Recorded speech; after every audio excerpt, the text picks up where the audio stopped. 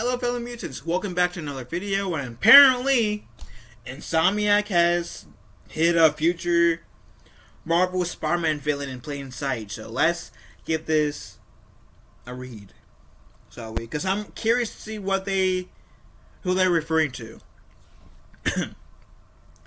Marvel Spider-Man fans have a lot to look forward to with the upcoming sequel, especially when it comes to the villains that will be featured within the PS5 exclusive. Venom is unsurprisingly a massive draw, with a statue from the game's collector's edition depicting the monster in the battle of the two protagonists. Excuse me.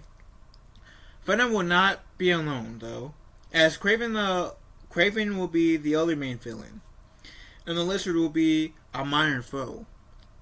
However, Dr. Michael Morbius might just sneak his way into the game as well. Including Morbius in Marvel Spider-Man will be a bold move by Insomniac Games, as the character has become a laughingstock thanks to Sony's horrid Morbius film. So I might actually have to give that a watch and do a review on this channel for it. With its Morbin time becoming a phrase that dominated the internet for months. I remember that was hilarious.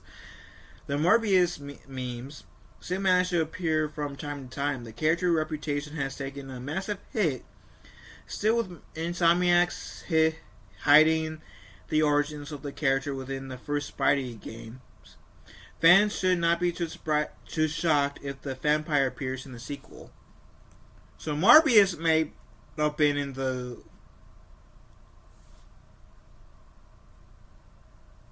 was in the first movie, okay. Dr. 5, 4, 3, 2, 1, okay. There we go, okay. My screen went black for long ass time, so I do apologize for that. I didn't know if there was any audio difficulties, so I didn't want to go for it. Anyways, apparently Dr. Morgan Michael is Morbius' alter ego. So while players may be familiar with the name Michael Morbius, Morgan Michaels is one of the character's aliases, maintaining the MM initials and scientist background. It is in the first game Morgan Michaels was depicted as a good person despite his work on the Devil's Breath virus that caused so many people problems for the people of New York. He helps provide an anti-serum for Devil's Breath, and even saves the wall crawler's life. But he may end up trying to take it sometime down the road. That's like in English. While the version of Morbius, lacks traits that fans may be familiar with, such as long dark hair, instead boasting a fairly normal appearance and looking older than many may expect, he is still on track to one day become an antagonist. This is because there is a lore entry in Marvel Spider-Man that suggests Dr. Michaels of a genetic condition, with Peter Parker specifically noting that he is a frail, boasts pale skin, and has every dark circles under his eyes, while the friendly neighborhood hero shrugs off a sleep deprivation. Fans will know that his original theory is correct, and Michael's health will unlikely lead to him becoming a vampire.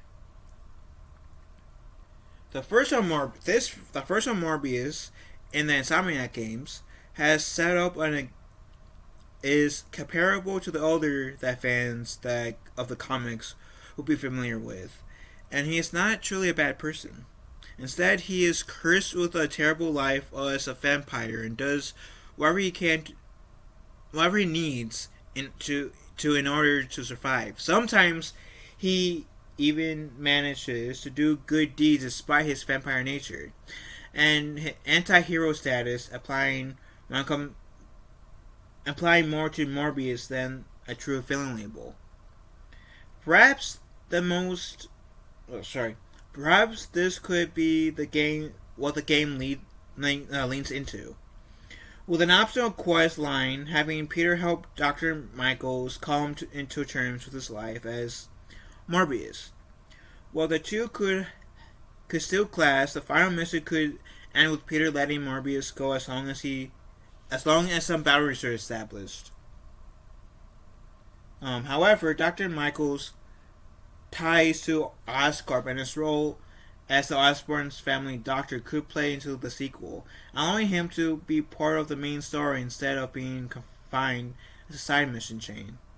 Most fans are assuming that Harry Osborn will be Venom in Marvel Spider-Man 2, with all the signs pointing to Norman's son taking on the role that usually belongs to Eddie Brock. In this case, once Harry gets out of hand, Norman may go to Morgan Michaels in hopes that he can develop a way to stop the symbiote. Considering that Michaels delivered experimental treatments to Emily Osborn, Norman's wife and Harry's mother, he could be the right person for the job. Regardless of whether he appears in optional content or in the main story of Marvel Spider-Man 2, or even if he is held on to for Marvel Spider-Man 3, Insomniac's Morbius deserves to appear in vampire form eventually. Dr. Michaels has already had a noteworthy impact on the story thus far, and he can continue to do so forward. With Marvel's Midnight Suns versions of Morbius being the first step towards the character's redemption, Insomniac's talented writers could keep the ball rolling and make him more than a meme. Marvel Spider-Man is available on the PC, PS4, and PS5. Now I will say this. If they don't have that Dr. Michaels feature into Morbius in the game, I feel, or the main story I should say, I feel they should do a scene after the credits, kind of like how they do with Harry Osborn in the first game and the Miles Morales game, and have like Dr. Michaels doing some experiments, and he gets bit by a bat and he passes out. He wants to wonder, oh shit, is he going to turn into the vampire? And then leading up to Marvel Spider-Man 3, of course he does, but still, kind of like creating that suspense if they're going to go that route. So I'll be up for that. If they did hide Morbius in the first Spider-Man game, that was good because I didn't even catch that. Anyways, what do you beautiful people have to say? Let me know in the comment section down below. Love you guys. Have a wonderful day. Have a wonderful day. Be kind to one another. I will catch you if I meet you later.